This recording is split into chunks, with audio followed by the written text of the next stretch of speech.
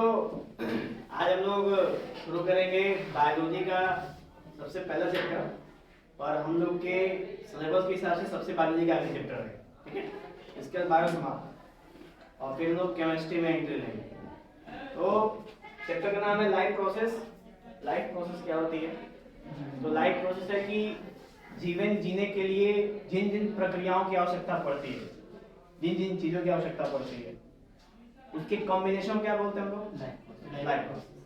जैसे जीने के लिए क्या चाहिए? फूड, रहने के लिए जगह, सांस लेने के लिए ऑक्सीजन, ठीक है, पहनने के कपड़े, ये भी अब जीवन प्रक्रिया में ही आ जाता है, ठीक है। अगर कपड़े नहीं रहोगे तो कैसे जियोगे तुम? बिना कपड़े कैसे लोगे तुम? सही लोगे, ठीक है। तो इसलिए जीवन जीने के लिए जिन जिन सबसे बेसिक चीजों की आवश्यकता पड़ती है उसको क्या बोलते हैं हम लोग? लाइफ प्रोसेस, ठीक। अब लाइफ प्रोसेस में कुछ कैरेक्टर्स, कौन कौन से कैरेक्टर्स हैं? तो कुछ है कि जैसे हम लोग एक जगह से दूसरी जगह चल के जाते हैं। जैसे लाइफ प्रोसेस की बात करो तो दो तरह से कैटेगराइज करते हैं, एक एनिमल्स, एक प्लांट। प्लांट का लाइफ प्रोसेस क्या एनिमल के लाइफ प्रोसेस के बराबर होता है? नहीं। जैसे एनिमल्स चल सकते हैं एक जगह से दूसरी जगह पर, क्या प्लांट चल सकते हैं?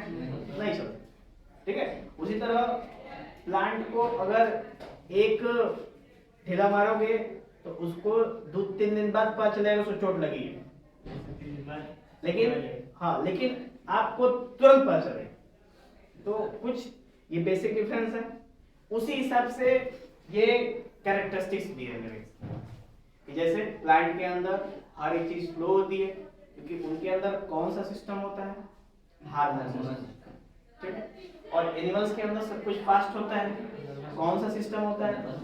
Nervous system as well as hormone system.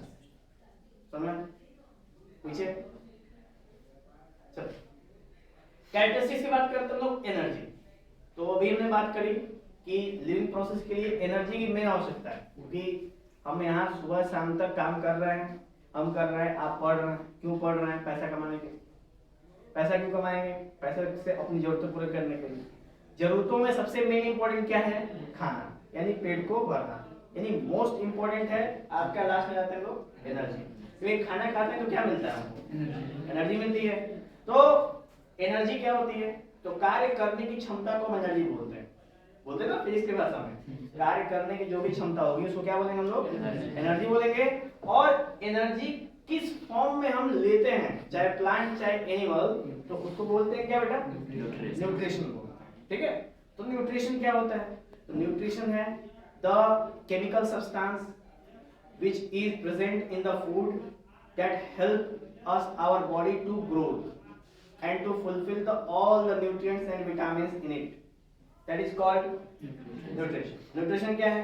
जब भी आप कोई भी चीज खाते हो, कुछ भी चीज, तो उसके अंदर प्रोटीन्स, कैल्शियम, विटामिन, ये सब चीजें मौजूद होती हैं और उनकी आवश्यकता हमारे बॉडी के ऑर्गन्स को होती है। तो हमारे जो बॉडी के ऑर्गन्स उसको लेके और उसको ग्रोथ करती है। इसी पूरे फिनोमेना को क्या बोलते हैं हम लोग? Nutrition, okay. एग्जांपल में कार्बोहाइड्रेट्स सुना है, उसके बाद vitamins, calcium, magnesium, carbohydrates, amino acids सुना हो? अमीनो एसिड्स क्या होती है? अमीनो एसिड्स नहीं, अमीनो एसिड्स मतलब प्रोटीन। प्रोटीन का दूसरा नाम क्या है? Amino acid. तो इस तरह की जो बेसिक फाइबरस न्यूट्रिएंट्स हैं, ये सारी चीजों को कंबाइनली क्या कहते हैं? Nutrition, okay. न्यूट्रिशन दो तरह का होता है, एक ऑटोट्रोफिक, एक हेटेरोट्रोफिक। ऑटो का मतलब स्वयं, यानी स्वयं, यानी जो भी मटेरियल, जो भी लिविंग ऑर्गेनिज्म अपना खाना स्वयं बनाए उसको बोलते हैं ऑटोट्रोफिक। तो अभी आपके मन में सवाल एक आ सकता है कि अभी हम तो कल रात को भौरी चोखा खुद ही बनाए, इसका मतलब हम भी ऑटोट्रोफिक हो गए? ऐसा ऑटोट्रोफिक का सेंस है कि भौरी किस चीज से बनाई थी आपने? आटे से। आटा कहां से है? गेहूं से। गेहूं कहां से है? जमीन से। पौधे जमीन से, मेन सोर्स जमीन था। क्या आपने उगाया है खुद अपने आप को वहां पे रख के? क्या आपने बस उसको देखभाल की, उसकी समय समय पे किस चीज की उसकी आवश्यकता है उससे आपने पूरी की है, क्या आपने उगाया उसको? नहीं। समझ? ऑटो का मतलब सेल्फ, आपकी मदद ना मिले वो अपने आप सब काम कर ले, उसको बोलते हैं ऑटो। जैसे प्लांट, प्लांट को किसी चीज की आवश्यकता पड़ती है, या आप सुबह शाम जाते हो उसे पूछने के लिए भैया कुछ चाहिए तो बताइए, बगलिया में रहेगा तो ऐसा होता है नहीं। तो सारे के सारे बेटा प्लांट किस में आते हैं? ऑटोट्रोपिक। इसलिए उसको बोलते हैं ऑटोट्रोपिक मोड ऑफ न्यूट्रिशन। समझा? अच्छा, ऑटोट्रोपिक में कौन कौन आएगा? प्लांट। सारे प्लांट किस में आएंगे? ऑटोट्रोपिक। नेक्स्ट बात करेंगे बेटा हेटेरोट्रोपिक। हेटेरो का मतलब जब हम किसी और पे डिपेंड रहे फूड के लिए, वो कौन है? एनिमल्स। सारे के सारे एनिमल्स क्या होते हैं? हेटेरोट्रोपिक्स होते हैं। ठीक है, क्योंकि वो अपना खाना स्वयं नहीं बनाते, वो किस पे डिपेंड रहते हैं? प्लांट पे और छोटे छोटे एनिमल्स पे, है ना? तो अगर आपको वेज खाना खाना होगा तो आप प्लांट से लोगे, नॉन वेज खाना होगा तो एनिमल से लोगे, हाँ या ना? तो अब हेटेरोट्रोपिक को बेटा तीन पार्ट में कैटेगराइज करते हैं। पहला सेप्रोट्रोपिक, पैरासाइटिक, होलोजोइक। सेप्रोट्रोपिक का मतलब, तो आपने देखा होगा कभी ब्रेड 2-3 दिन से अधिक रह जाता है ना, तो उसके ऊपर ग्रीन ग्रीन आ जाता है, उसको क्या बोलते हैं? फंगस। ठीक है, यानी कि वहां पे आप अगर याद करो तो स्पोर फॉर्मेशन होता है, हाँ या ना? तो सेप्रोट्रोपिक ऐसे ऑर्गेनिज्म होते हैं जो सड़े गले चीजों पे क्या करते हैं? डिपेंड करते हैं, सड़े गले चीजों पे डिपेंड करते हैं। जैसे सोचो कि अगर हमारे एनवायरमेंट में कोई सड़ी गली चीजों को खाने वाला ना हो तो वो चीज रुक के बदबू करेगी, फिर बीमारियां फैलाएंगी, इससे हम रह पाएंगे सही से? नहीं रह सकते। बताओ, सेप्रोट्रोपिक में 2-3 जानवर है सब। एक है कौवा। कौवा मरी हुई चीजों खाता है, पता है? खा के वो खत्म कर देता है ताकि ना वो रहे और ना ही वो महके ना ही। दूसरा जानवर है जैकॉल। जैकॉल समझते हो? सियार। सियार भी होता है, मरे हुए चीजों को खाता है। बाज नहीं, वल्चर, गिद्ध जिसको कहते हैं। ठीक है, गिद्ध भी मरी हुई चीजों को खाता है। समझ? तो इनको ना हम लोग सोसाइटी का स्कैवेंजर बोलते हैं। क्या बोलते हैं? स्कैवेंजर्स। स्कैवेंजर्स, वो मार्वल वाला एवेंजर नहीं समझना, ठीक है? ये स्कैवेंजर है, इसका मतलब है कि ये मरी हुई चीजों को एटमॉस्फेयर में से क्या कर देता है? साफ कर देता है। जैसे कि हमारा सोसाइटी गंध मुक्त रहे, बीमारी मुक्त रहे और हम लोग आराम से क्या कर सकें? समझ? यानी भगवान ने इस नेचर को बनाया है, हर एक चीजों की व्यवस्था करके रखी हुई है, लेकिन हम इंसान सबसे बड़े परकट, हर एक घर में घुस घुस के छेड़ चले आते हैं। ठीक है? हाँ, अभी तुम जाओगे जंगल में, लकड़ी की जरूरत पड़ेगी, पेड़ में बाल दोगे क्या? अच्छा, उस पेड़ को जन्म उतना बड़ा होने में 25 साल लग गए और तुमने 10 मिनट में लगाया, काम खत्म कर दिया, बेचारे का जीवन नरक कर दिया। तुम्हारे से बड़ा दैत्य कौन है दुनिया में? कोई नहीं है। चलो ये बात है, क्लियर हुआ? ये हो गया बेटा स्कैवेंजर सेप्रोट्रोपिक। दूसरा है पैरासाइट। पैरासाइट का मतलब जैसे मेहमान होते हैं, मेहमान घर में आते हैं, अंदर से बहुत जलन होती है पर चेहरे पे खुशी होती है, आप बहुत अच्छे, तो अंदर से कब चाहिए उसे। फिर उसके बाद कुछ लाए खाने के लिए, अरे खा खा के दिमाग नहीं करना, इतने दौड़ा उस किचन में कि आज तक जिंदगी में इतना दौड़ करनी है हमने। इस टाइप की मन में बातें चलती है मेहमान। Just like parasitic. पैरासाइटिक क्या होता है? तो जैसे मेहमान परेशान करते हैं ना, पैरासाइटिक परेशान नहीं करते। जैसे हमारी बॉडी के अंदर रहते हैं, हमारी बॉडी से खा लेते हैं पर कभी हमें नुकसान नहीं पहुंचाते, इस तरह के मोड को बोलते हैं हम लोग पैरासाइटिक। समझ आया? नहीं समझ आया? जैसे हमारे शरीर में होता है केचुआ, जिसको बोलते हैं टेपवर्म, वो हमारे इंटेस्टाइन में होता है, हमारे इंटेस्टाइन में से खाना लेता है, खाता है, जीता है, वहीं रहता है। ठीक है? क्या आपको नुकसान पहुंचाया? नहीं। तो ये हो गया पैरासाइटिक, यानी बिना आपको नुकसान पहुंचाए वो हमारे बॉडी में रहे और उसका भी कम चलता है और हमारा भी कम। समझ आया ना? नेक्स्ट है होलोजोइक। होलोजोइक माने, होलोजोइक मतलब जो भी एनिमल्स, ऑर्गेनिजम्स सॉलिड फूड खाते हैं। सॉलिड समझते हो? जैसे दाल चावल, रोटी, अनाज, भूसा, चारा, ये सब चीजें जो सॉलिड चीजें खाते हो उसको क्या बोलते हैं हम लोग? समझा? होलोजोइक कौन कौन है? तो मतलब इन दोनों को छोड़ के सब लोग क्या है? होलोजोइक ही तो हैं। ठीक है, बड़े बड़े सॉलिड फूड हम लोग खाते हैं, है कि नहीं? चलो, तो ये था बेटा हम लोग का न्यूट्रिशन का कुछ कॉन्सेप्ट। अगर किसी को इसमें डाउट है तो बताओ, यहाँ तक है? कोई सवाल बन रहा है तो पूछ सकते। होलोजोइक बेटा, होलोजोइक में ह्यूमंस, इससे बड़ा एग्जांपल क्या है ये? ओके, और कुछ? चलो नेक्स्ट बात करते हैं न्यूट्रिशन को। फिर जाना न्यूट्रिशन पे।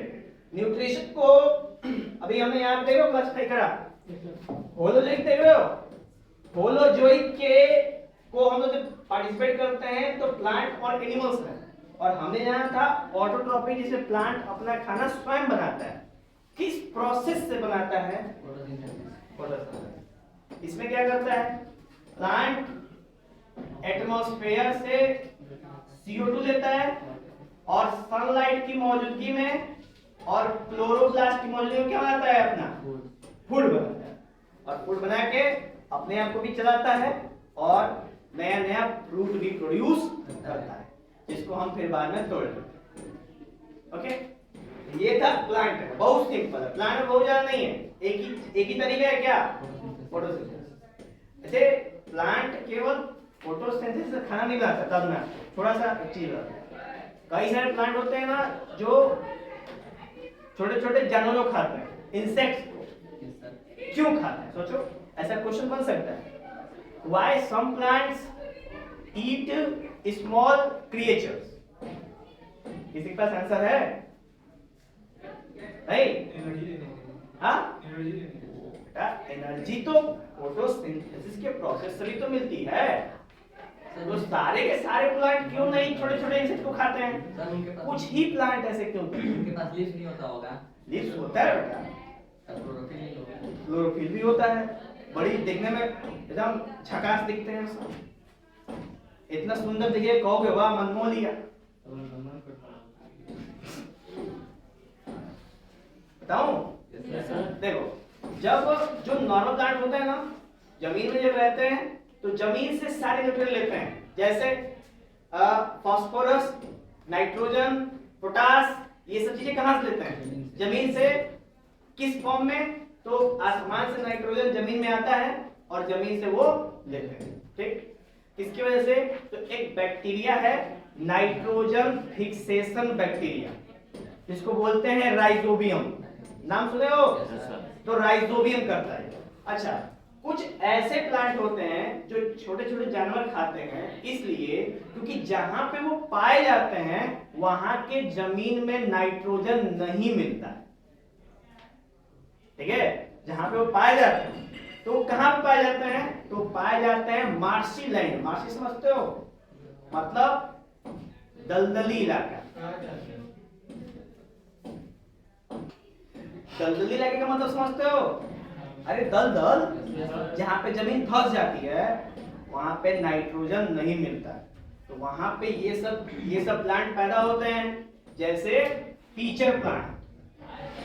कौन सा प्लांट है? ये देखने में घड़े की तरह होता है, और जो भी कोई इंसेक्ट बैठता है तुरंत अपने आप क्या कर लेता है? बंद कर, उसको खा जाता है और उसका बुलबुली बाहर निकाल देता है। समझा? तो वो अपने बॉडी, उसके बॉडी में से नाइट्रोजन क्या कर लेता है? सोख लेता है और अपने आप को ग्रो करता है। क्लियर होगा? समझा? और मार्शी लैंड में दलदल इलाके में नाइट्रोजन नहीं बता, ये रीजन नहीं सकते हो। अगर ये क्वेश्चन पूछा कि ये बताओ कि सम प्लांट क्यों स्मॉल क्रिएचर को खाते हैं? क्यों? क्योंकि जहां पे वो होते हैं वहां के सॉइल में नाइट्रोजन नहीं मिलता, इस वजह से वो छोटे क्रिएचर को खा के नाइट्रोजन क्या करते हैं? लेते हैं। समझा? बेटा कोई भी प्लांट नाइट्रोजन डायरेक्ट एटमॉस्फेयर से नहीं ले सकता, उसके पास कैपेबिलिटी नहीं है लेने। वो करता कौन है? तो राइजोबियम नाम सुने हो, वो करता है। जैसे पता है ना, जो डॉक्टर होते हैं खेतों वाले, वो बोलते हैं कि जब आप गेहूं चावल उगा लो एक दो बार, उसके बाद दाल का पौधा लगा दो, दलहन, जैसे रहर, मूंग, चना, ये सब। क्यों? क्योंकि उनका जो रूट होता है ना, जो दलहन का रूट होता है, उसके अंदर राइजोबियम पाया जाता है। और वो क्या करता है राइजोबियम? एटमॉस्फेयर में से नाइट्रोजन लेगा और सॉइल में क्या कर देगा? छोड़ देगा। तो जब तुम एक बार दलहन लगा दोगे, फिर तुम फिर गेहूं चावल बोगे, अच्छी पैदावार। समझ आया? तो बहुत सारी ऐसी जमीन, जैसे एक जगह सुनोगे सहारा डेजर्ट, सुने हो? दुनिया का सबसे बड़ा डेजर्ट है। क्या वो सबसे पहले से डेजर्ट ही था?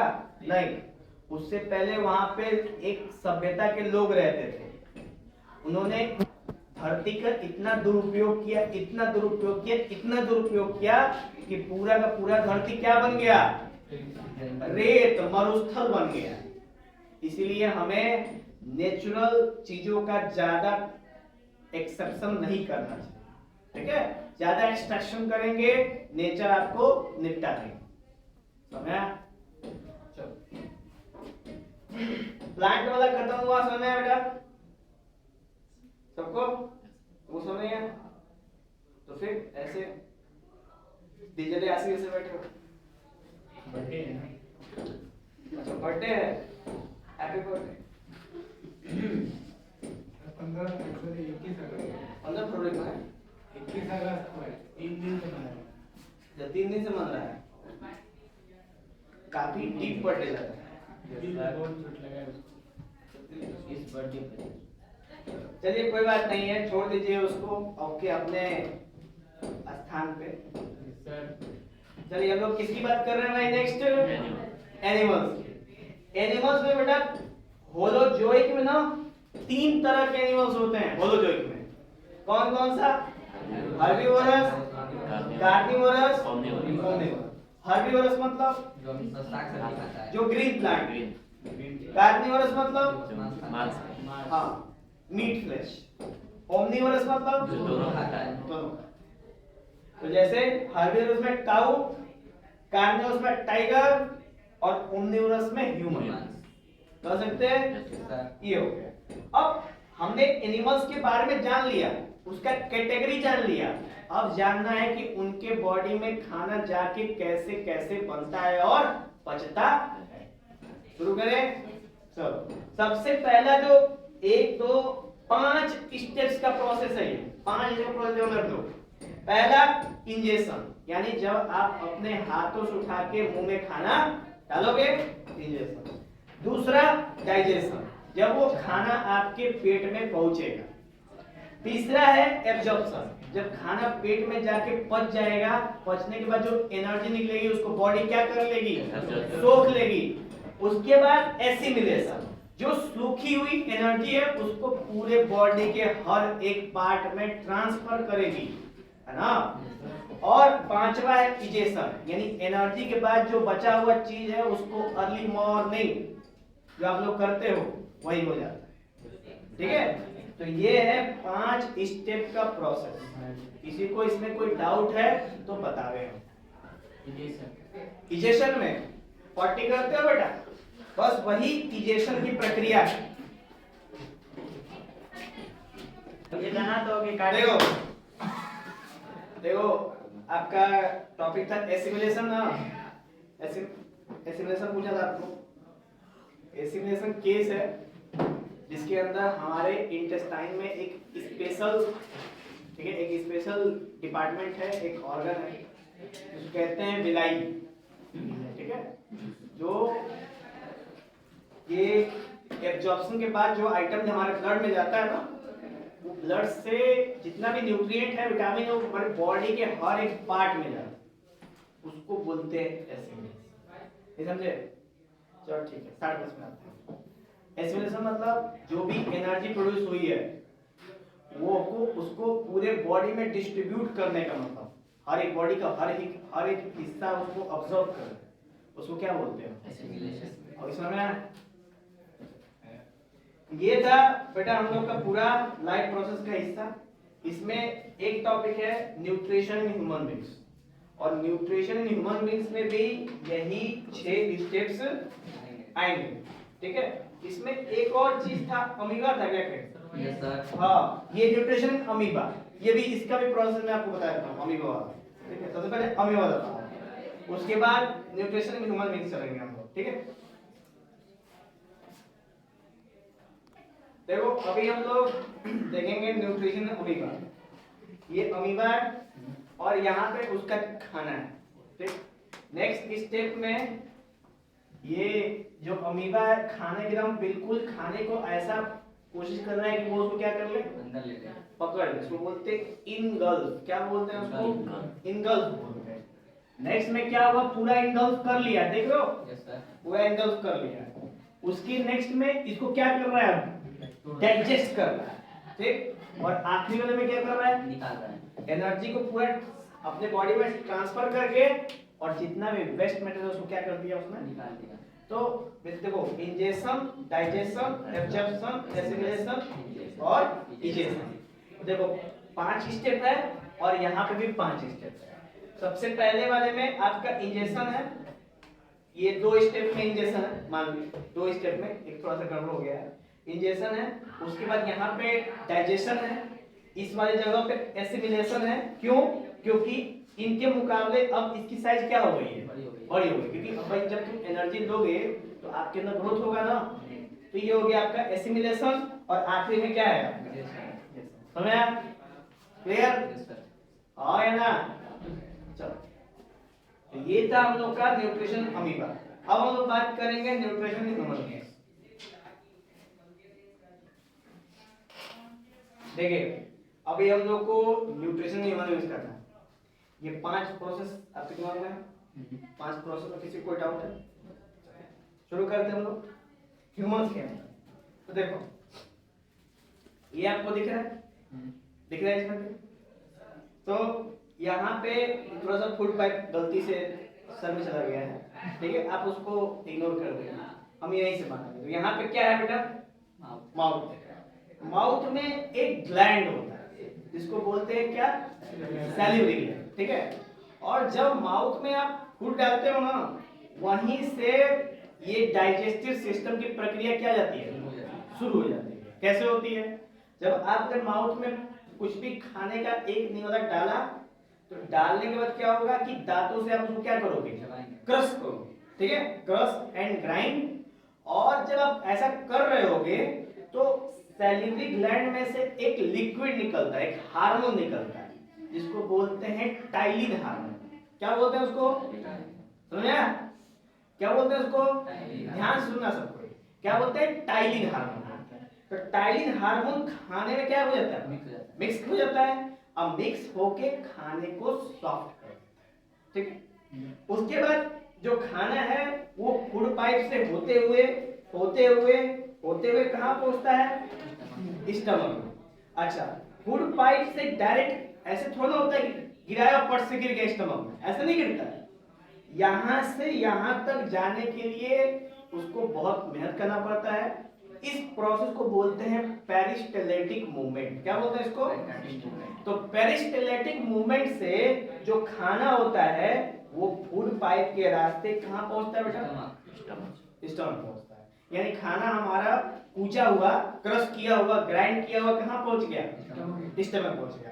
अब स्टमक का काम शुरू होता है, जब खाना पहुंचता है स्टमक काम होता है। स्टमक में बेटा टोटल 3 चीजें पाई जाती हैं। कौन कौन सी, तो सबसे पहला है कंसंट्रेटेड हाइड्रोक्लोरिक एसिड। अब जब खाना यहाँ पे गिरा ना, तो कंसंट्रेटेड हाइड्रोक्लोरिक एसिड आएगा और खाने को क्या करेगा, मिलाएगा नहीं, उसको जलाने लगेगा, चर्न करेगा, बर्न करेगा और चर्न करेगा। बर्न चर्न का मतलब उसको जलाएगा और फेंटेगा, जलाएगा और फेंटेगा, ठीक, जलाएगा फेंटेगा। ऐसा करने में खाने का जो साइज है वो और क्या हो गया, छोटा हो गया। और जो भी खाना हम खाते हैं उसमें प्रोटीन होता है कि नहीं होता है, होता है ना। तो इसमें जब HCl अपना काम कर रहा होता है, अपने आखिरी स्टेज में होता है, तब दिमाग बोलता है किसको, स्टमक को कि अब पेप्सिन छोड़ दो। क्या बोलता है? पेप्सिन छोड़ दो इसमें। तो पेप्सिन छोड़ता है इसमें, तो पेप्सिन में पता है ना इन लगा हुआ है। क्या लगा हुआ है? वो किसको तोड़ेगा? प्रोटीन को तोड़ेगा। प्रोटीन को तोड़ के छोटा छोटा करता है। समझ आया? उसके बाद जब कंसंट्रेटेड हाइड्रोक्लोरिक एसिड अपने आखिरी स्टेज में होता है, तो उसके बाद दिमाग बोलता है ना कि म्यूकस को छोड़ दो। म्यूकस समझते हो? म्यूकस क्या है? हाँ, तो अभी मैं आपको दिखाता हूं। इंजेक्शन में हमको क्या मिला? टाइलिन मिला कि नहीं मिला? और डाइजेशन में क्या मिला हमको?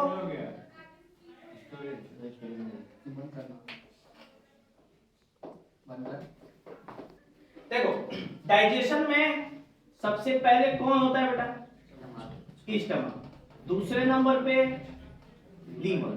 तीसरे नंबर पे पैनक्रियास।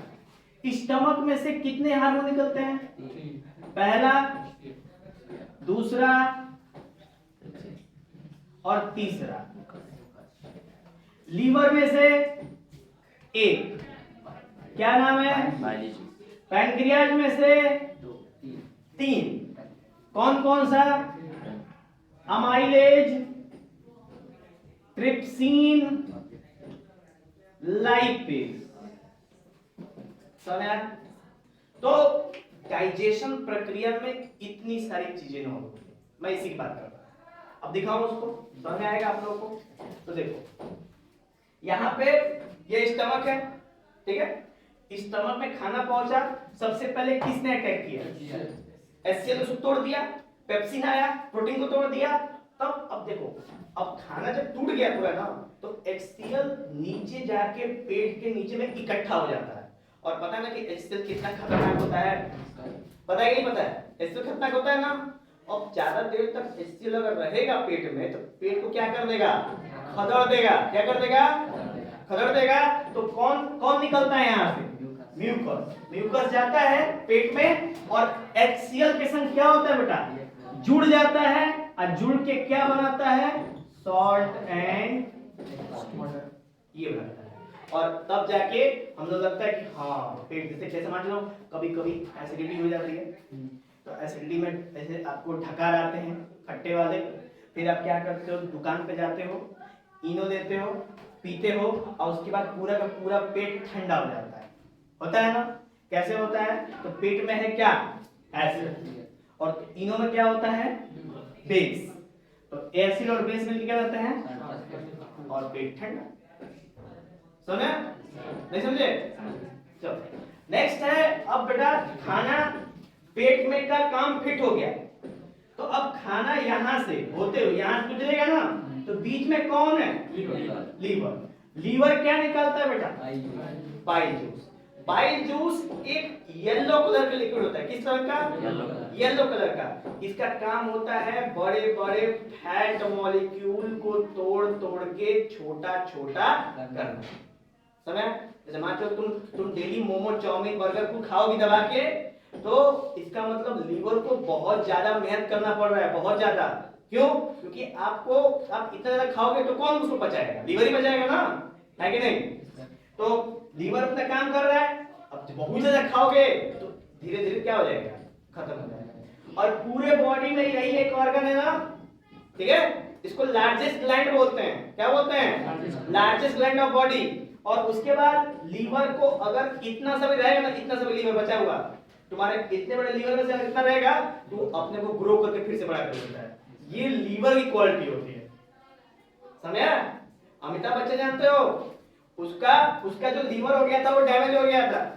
एक मूवी कर रहा था कूली, ठीक है? कूली में उसका लीवर डैमेज हो गया था, और जिसके वजह से वो केवल 30% लीवर पे चल रहा है इस समय, ओनली 30%।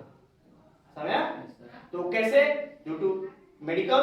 और पता है ना कि लीवर अपने को क्या करता है? रीजनरेट करता रहता है। इसकी वजह से ऐसे किया। पैसा रुपया होगा तभी हो पाएगा ऐसा, है कि नहीं? चलो नेक्स्ट बात करते हैं बेटा। अब खाना लीवर से होते हुए कहां जाएगा? नीचे आएगा बेटा। इसको डुओडेनम बोलते हैं। क्या बोलते हैं इसको?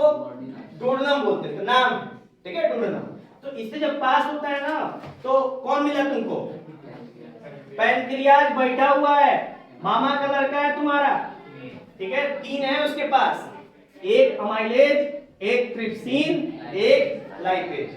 अब यहाँ से जो खाना आया है उसमें फैट का साइज कितना था, इतना, तोड़ के कितनी हो गया, इतनी। जब इतनी हो गया ना तो अमाइलेज क्या करेगा, उसको और तोड़ के छोटा छोटा कर देगा। लाइपेज क्या करेगा, और तोड़ के छोटा छोटा। क्यों? क्योंकि अमाइलेज लाइपेज क्या करता है, फैट को तोड़ता है। बताया था मैंने ना, जिसमें एज लगा वो कौन तोड़ता है, और जिसमें इन लगा वो क्या तोड़ता है। क्लियर? तो मैं चलो, तो यहाँ पे पैनक्रियाज में अमाइलेज और लाइपेज मिलके फैट को तोड़ के क्या बना देते हैं, ग्लिसरॉल। क्या बना देते बेटा, ग्लिसरॉल बना देते हैं, ठीक है। और ट्रिप्सिन क्या करता है, तो जो प्रोटीन बचा हुआ है उसको और सब छोटे पार्टिकल तोड़ के शरीर में एब्जॉर्ब करने लायक बना देता है। समझ में आया? उसके बाद बेटा खाना यहाँ से होते हुए कहाँ पहुंचेगा, स्मॉल इंटेस्टाइन।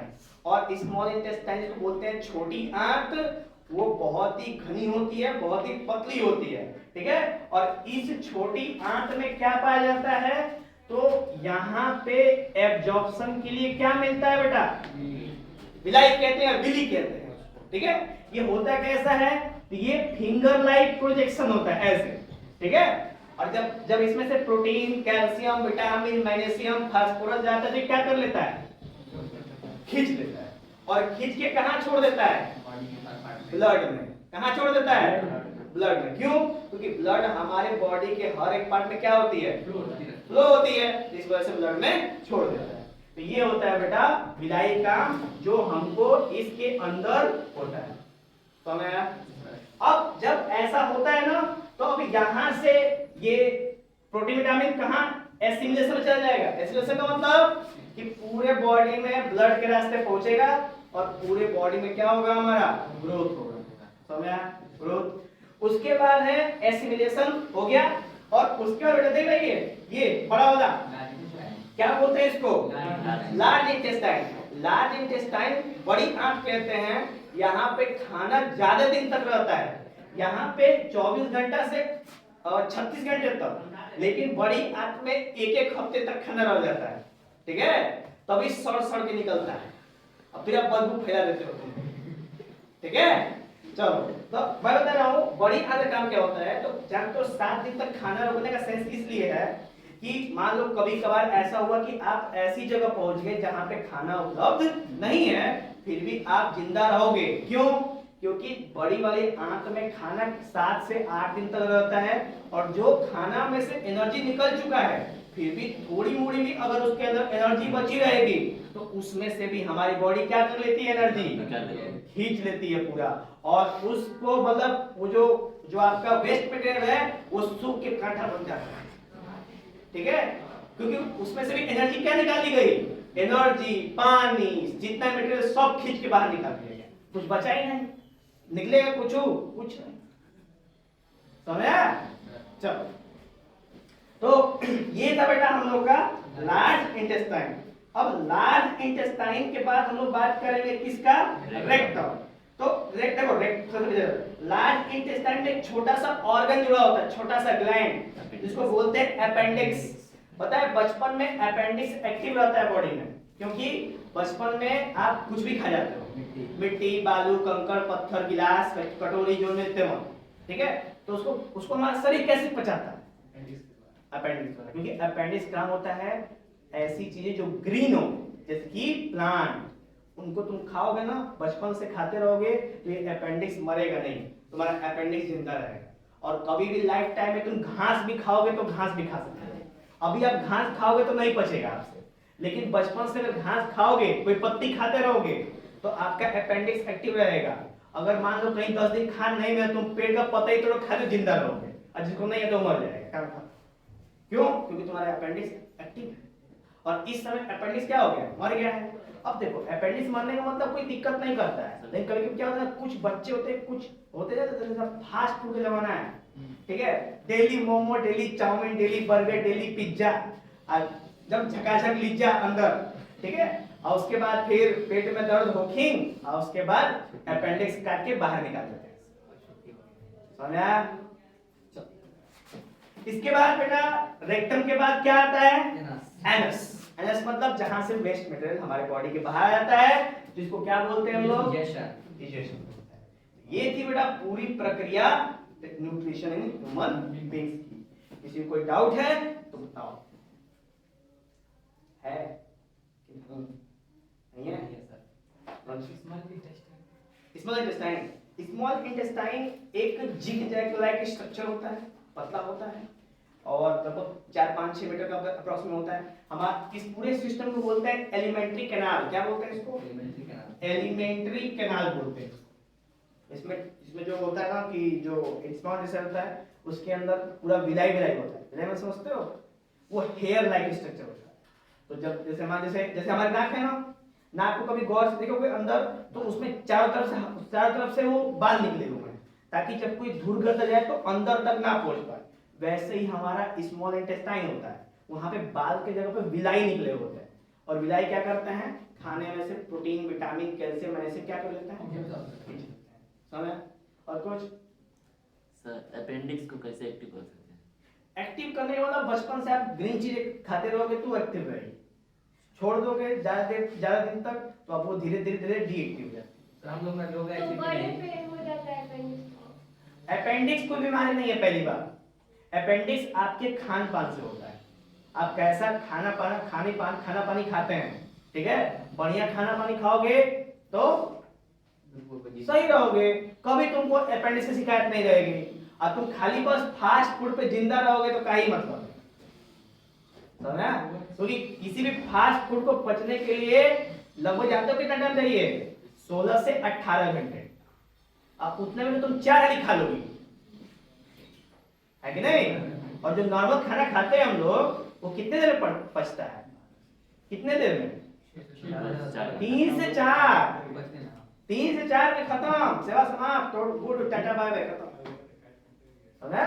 तो सोचो ये अंतर है फास्ट फूड। अब फास्ट फूड में खा लिए और उसके बाद समझ लो कि गर्मी समय तो फिर पेप्सी, तो सोने पे सुहागा। अब वो 16 घंटे के बाद से अब 4 घंटा और जोड़ दो उसमें, अब 20 घंटा चाहिए। यानी एक दिन का फास्ट फूड खाए तो व्रत कर लो, लेकिन नहीं रहोगे। फिर नमकीन खाओगे, फिर केक खाओगे, फिर कॉफी खाओगे, उसके बाद फिर समोसा खाओगे, उसके बाद और कुछ ब्रेड खाओगे, मोमोज खाओगे। रहने दो, मुंह में से पानी आएगा बहुत सारे लोग, देखो बेकार है। मैं वो सब चीजें नहीं खाता।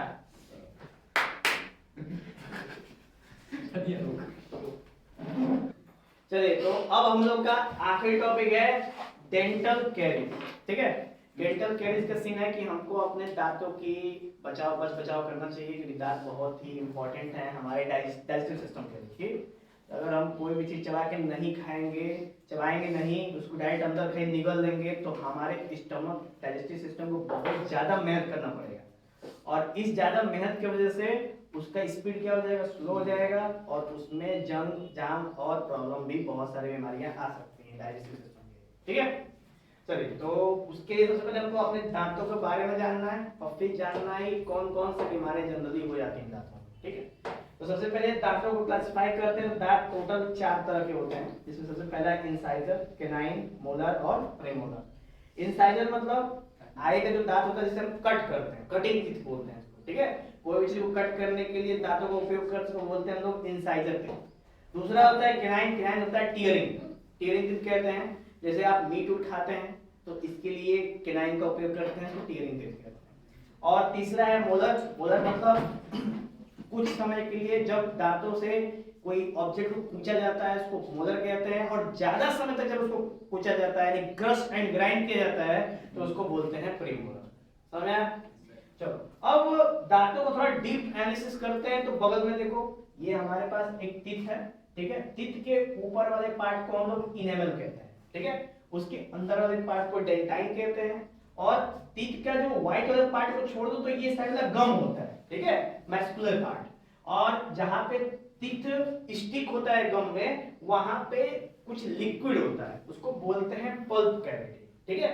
और उस पल्प कैविटी के साथ नॉब्स लगे होते हैं जो हमको डायरेक्ट ब्रेन तक क्या करते हैं, अटैच करते हैं और दांतों को बिल्कुल रेगुलर फंक्शन करने के लिए प्रभावित करते हैं कि दांत जितने भी हैं उस सबके, जैसे मान लो कि अभी तुमको सेब खाना है, तुम मोला नहीं डालोगे उसको सब खाने के लिए, कहाँ पे यूज करोगे, आगे के सबसे पहले उसको कट करो, कट करने के लिए कौन सी यूज करते हैं, इंसाइजर, ठीक है। तो इन सब चीजों का बिल्कुल रेगुलर तौर पे यूज करने को क्या बोलते हैं हम लोग, ये डेंटल कैरिज के अंदर हम लोग को जानना है, ठीक है अजय। चलो अब ये था हमारे दांत के अंदर कुछ बहुत ही बेसिक बात। अब इसमें बीमारी आता है, बीमारी सबसे बड़ी होती है उसको बोलते हैं कैविटी।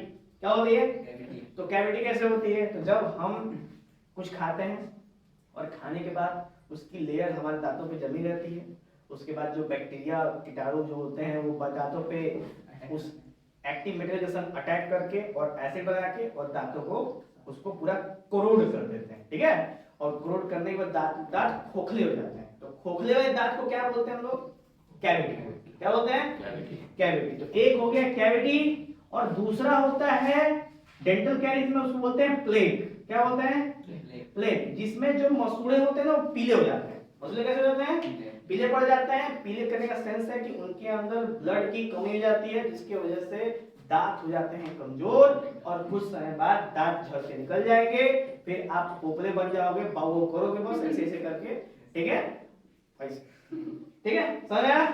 ये हो गया बेटा समाप्त डेंटल कैरिज और लाइफ प्रोसेस का पहला पार्ट खत्म।